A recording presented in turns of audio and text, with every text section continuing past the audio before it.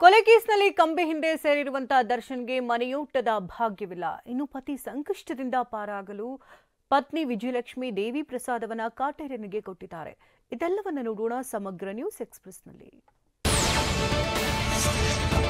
ಜೈಲೂಟ ತಿನ್ನೋಕೆ ಆಗದೆ ಆರೋಪಿ ದರ್ಶನ್ ಮನೆಯೂಟಕ್ಕೆ ಅವಕಾಶ ನೀಡುವಂತೆ ಕೋರ್ಟ್ನಲ್ಲಿ ಅರ್ಜಿ ಸಲ್ಲಿಸಿದ್ರು. ಆದರೆ ತಾಂತ್ರಿಕ ಕಾರಣದಿಂದಾಗಿ ದರ್ಶನ್ ಪರ ವಕೀಲರು ಹೈಕೋರ್ಟ್ನಲ್ಲಿ ರಿಟ್ ಅರ್ಜಿ ವಾಪಸ್ ಪಡೆದಿದ್ದಾರೆ. ಹೊಸದಾಗಿ ಅರ್ಜಿ ಸಲ್ಲಿಸುವುದಕ್ಕೆ ನ್ಯಾಯಮೂರ್ತಿ ಹೇಮಂತ್ ಚಂದನಗೌಡರಿದ್ದ ಹೈಕೋರ್ಟ್ ಪೀಠ ಅವಕಾಶ ನೀಡಿದೆ. ಮತ್ತೊಂದು ಅರ್ಜಿ ಸಲ್ಲಿಸುವುದಕ್ಕೆ ಸಿದ್ಧತೆ ಮಾಡಿಕೊಳ್ತಿದ್ದಾರೆ.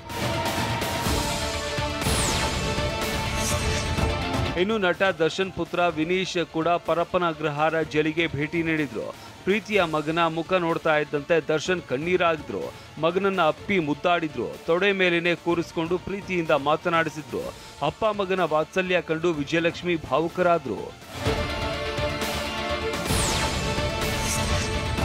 ಮದುವೆ ವೈಷಮ್ಯ ಹಿನ್ನೆಲೆಯಲ್ಲಿ ಮೆಸ್ಕಾಂ ಇಂಜಿನಿಯರ್ ಶಾಂತಕುಮಾರ್ ಕಿಡಿಗೇಡಿ ಕೆಲಸ ಮಾಡಿದ್ದಾನೆ. ಶಿವಮೊಗ್ಗ ಜಿಲ್ಲೆಯ ಸಾಗರ ತಾಲೂಕಿನ ಹುಲತ್ತಿ ಗ್ರಾಮದಲ್ಲಿ ಘಟನೆ ನಡೆದಿದ್ದು, ಜಿತೇಂದ್ರ ಎನ್ನುವವರ ಮನೆಯ ಕಾಂಪೌಂಡ್ ಒಳಗೆ ಶಾಂತಕುಮಾರ್ ಗಾಂಜಾ ಪ್ಯಾಕೆಟ್ ಎಸೆದು ಹೋಗಿದ್ದಾನೆ. ಶಾಂತಕುಮಾರ್ಗೆ ಸಹಾಯ ಮಾಡಿದ್ದ ಆಟೋ ಚಾಲಕ ಸನಾವುಲ್ಲಾನನ್ನ ಪೊಲೀಸರು ಬಂಧಿಸಿದ್ದಾರೆ.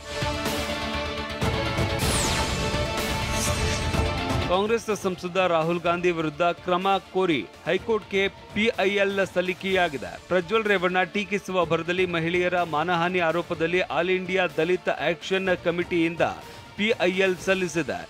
ಲೋಕಸಭಾ ಚುನಾವಣೆ ವೇಳೆ ಪ್ರಜ್ವಲ್ 400 ಮಹಿಳೆಯರ ಮೇಲೆ ಅತ್ಯಾಚಾರ ಮಾಡಿದ್ರು ಅಂತ ರಾಹುಲ್ ಗಾಂಧಿ ಸುಳ್ಳು ಆರೋಪ ಮಾಡಿದ್ದಾರೆ ಅಂತ all India Dalit action committee ತಿಳಿಸಿದೆ. ಟಿವಿ9ನ ಮುಖ್ಯ ಕಾರ್ಯನಿರ್ವಾಹಕ ನಿರ್ಮಾಪಕ ಡಾಕ್ಟರ್ ವಿಲಾಸ್ ನಾಂದೋಡ್ಕರ್ಗೆ ಡಾಕ್ಟರ್ ತೋಂಟದ ಸಿದ್ದಲಿಂಗಶ್ರೀ ಪ್ರಶಸ್ತಿ ಪ್ರದಾನ ಮಾಡಲಾಯಿತು. ಗದಗದ ತೋಂಟಾದಾರಿಯ ಮಠದ ಆವರಣದಲ್ಲಿ ಡಾಕ್ಟರ್ ಸಿದ್ದರಾಮ ಸ್ವಾಮೀಜಿ ನೇತೃತ್ವದಲ್ಲಿ ನಡೆದ ಸಮಾರಂಭದಲ್ಲಿ ಡಾಕ್ಟರ್ ವಿಲಾಸ್ ನಾಂದೋಡ್ಕರ್ಗೆ ಪ್ರಶಸ್ತಿ ನೀಡಲಾಯಿತು. ಸಮಾರಂಭದಲ್ಲಿ ವಿವಿಧ ಮಠಾಧೀಶರು ಗಣ್ಯರು ಉಪಸ್ಥಿತರಿದ್ದರು.